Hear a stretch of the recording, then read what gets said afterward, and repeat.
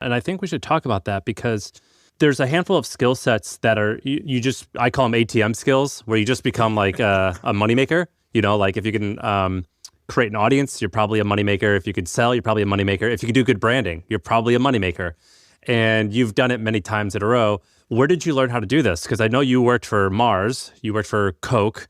Is that where you learned how to do this? And can you teach us more about how it's done? Actually, it's interesting you bring up that point. It's actually three things. One is spotting stuff early, right? One is building the brands, and the other is actually how to sell them.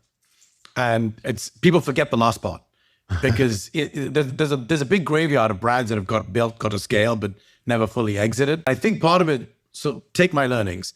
My learnings on Mars were less so because I was in manufacturing operations. So my learning there was almost like the importance of supply chain operations, gross margin, like the boring stuff. But people forget that if you don't have good gross margins, you cannot make money. And if you can't make money, you go bankrupt. And by the way, I've still made that mistake. I had an incredible product called Chef's Cut. It was a jerky. Before Chomps, like my buddy invested in Chomps and he and I would joke because we were like neck and neck and Chef's came out first. And I just didn't have great gross margins and I should have focused more on that. Chef's got shut down or got sold for nothing, and Chomps became a juggernaut, and so he keeps laughing at me. But I think from that perspective, I learned from Mars a little bit, and you still make mistakes.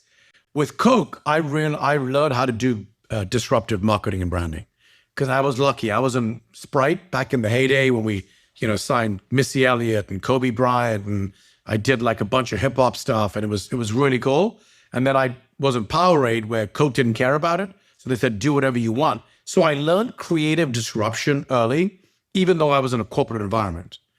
And then they fired me because I was a little too disruptive. And so I went to Vitamin, and that's where I really started to learn how to, and that's my second mantra, is how to make brands part of pop culture.